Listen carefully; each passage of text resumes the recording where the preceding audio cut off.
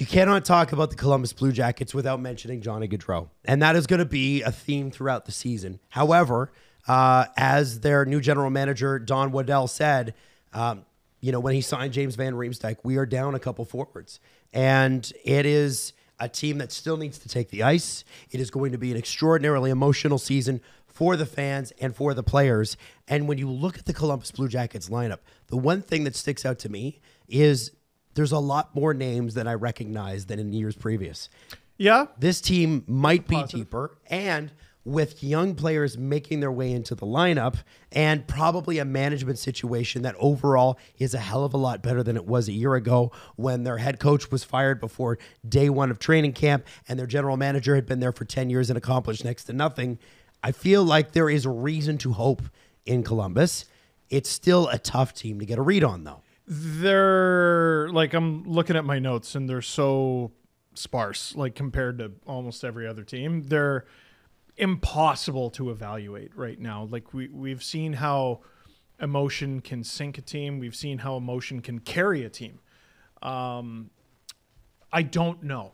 I don't know what this season has in store for Columbus. We can focus on a guy like Patrick Laine. Yeah. Like that's way easier to talk about for me. Just because like with the fact that he's not there. Well, you're losing him, which is bad, ? Like I look at Laine in Montreal and I think he's going to do fine there. I do. He's a good player.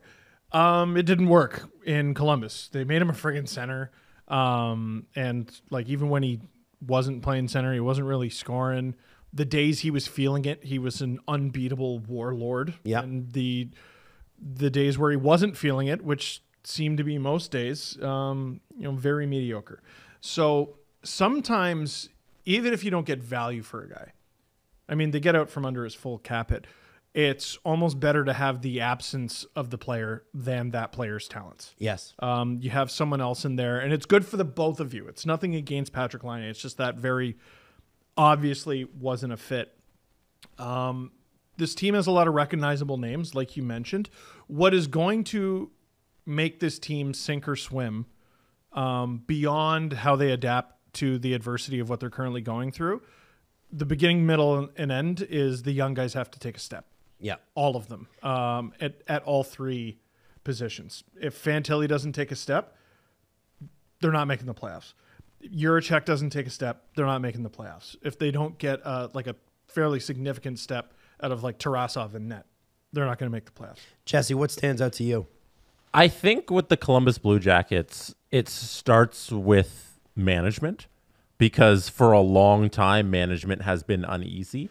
And now they've brought in Don Waddell, who has, like, a lot of people don't want to give him credit because they like crediting Eric Tulsky and the people around him, but Don Waddell is the person who vetted those opinions and put those people around him. So. I have a crazy idea. I think there's room to give both of them credit. Yeah, how about that? How about that weird idea that everybody in the room kind of contributes? But Don Waddell is the decision maker in the room in Carolina. And what did Carolina do over the last half decade? Build a very good organization and a very competitive team year in and year out. So I'm happy for the Columbus organization that it finally seems like they have the right guy in charge, because for the length of this franchise, it seems like they've never had it. I love that you brought up management, because if I'm not mistaken, at the time we're recording this, they're still under the cap floor.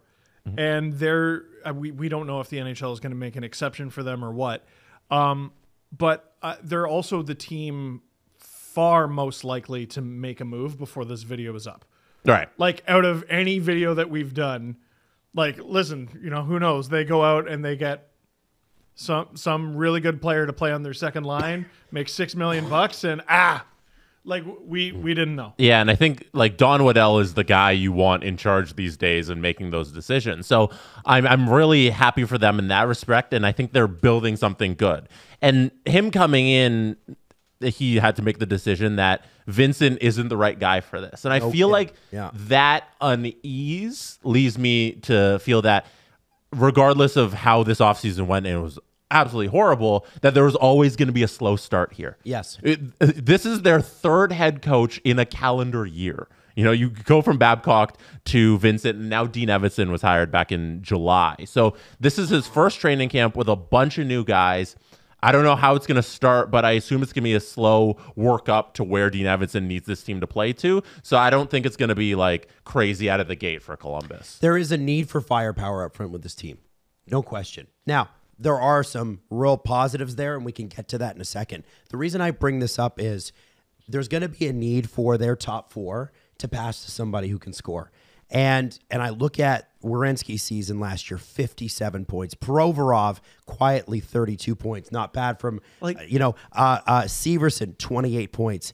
And those guys, and then Juracek not going up and down from the Cleveland Monsters is going to help. How did all those defensemen get those points? Who did they pass to? Like that's crazy. That's crazy that they all got those points. And that's the thing is that you look at that and you go, that's a mobile, young-ish, well-paid but not overpaid group. And then David Juracek slotting in there too on the right-hand side. I feel like you got a lot of opportunity there to add to this group. You've got the cap space to do it. You've probably got the draft capital to do it too. And if you can get some finishers up front, and I'm speaking specifically about, it's not that, obviously they have holes, right? James Van Riemsdyk being in your top six is not ideal. And it's not that James is a bad player. It's that James is 35. He's never been fleet of foot. He'll be valuable on the power play, tipping pucks in. I love that about James. It wasn't a good idea in peak Toronto. Where we had, at the peak of JVR's career, it wasn't the best idea for the Leafs. You put him in front of the net? Yeah. He's going in. Good, but I wish we had better players here in Toronto at his peak to push him down in the lineup. Yeah. Well, agreed. And this is goes back to what I was saying, like, who could push him down? Chinnikov. You know who could push him down? Ken Johnson. You know who could push him down? Adam Fantilli. You know who could push him down? Friggin' Voronkov. You know who could push him down? Who's the guy? Marchenko. Marchenko's slotted in, by the way, on the first line right side. There you go. Sillinger. Yeah. Like, they have a very young group up front.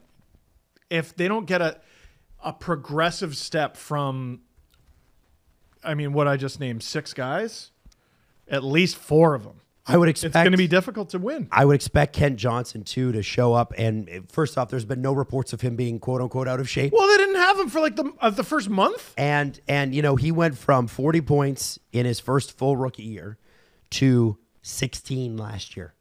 And I think you're going to see this guy come out and he's slotted as a winger right now, but they're going to need more center help. I think this guy is going to be part of the future of this team, and you start to surround them. On the left side, they're a little bit weak. Not anything against Boone Jenner, but I don't think it's ideal on a great team that Boone Jenner is your top left winger. I don't think it's ideal that James Van Riemsdyk is your second line left winger. If they can add some firepower with these guys, this could be a very sneakily dangerous team. I think they're going to be really sneakily dangerous on the waiver wire. Oh, interesting. They're just going to be hauling, scooping guys up. Now, what do you think about this goaltending tandem? Merzlikins requested a trade, and I have to give Don Waddell a lot of credit here because he said, listen, no one's trading for that contract.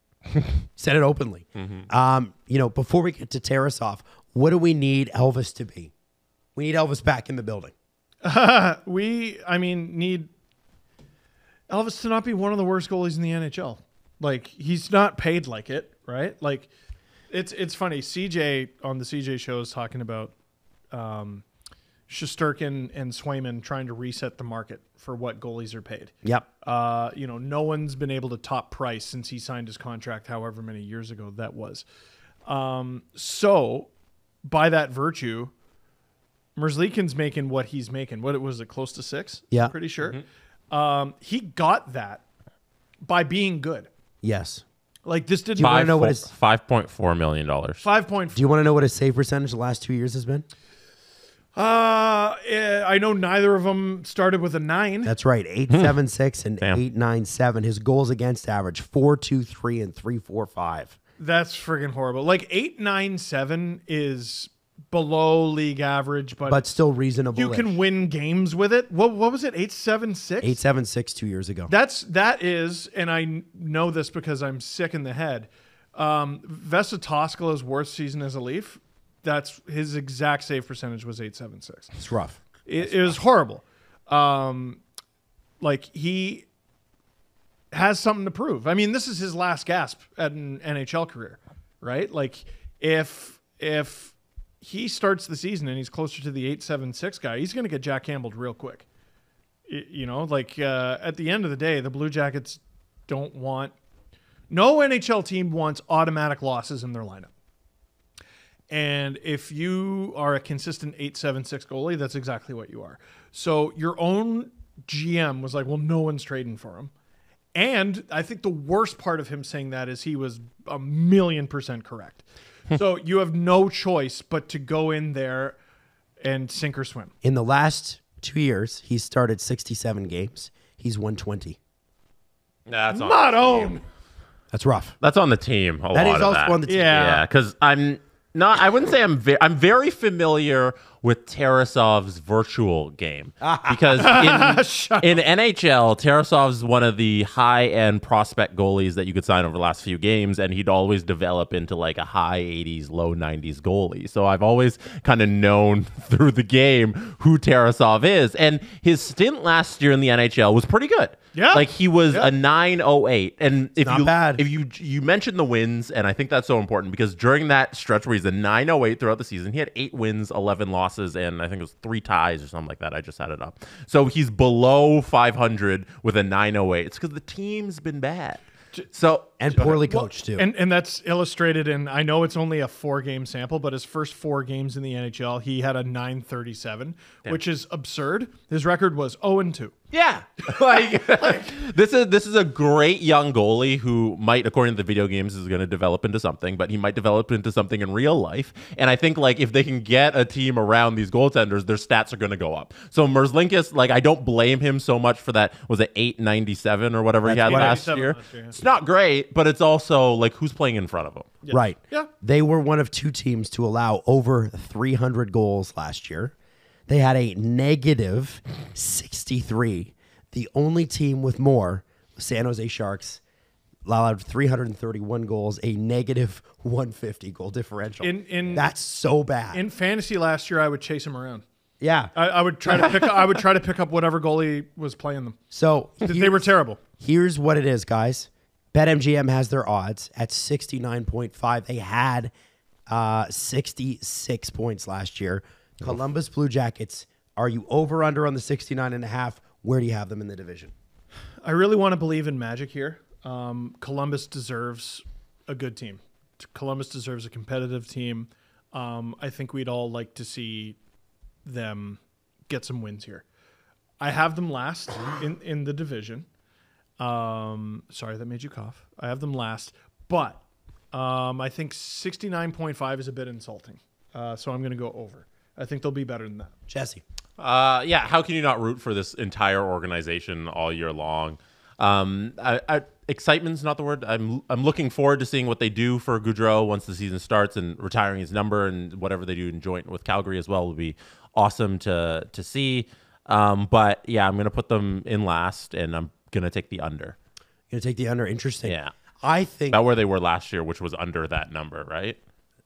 they were under that number last year. Yeah. Yeah. So I have them at just over. I think they're a 71 or a 72 point team as it stands right now.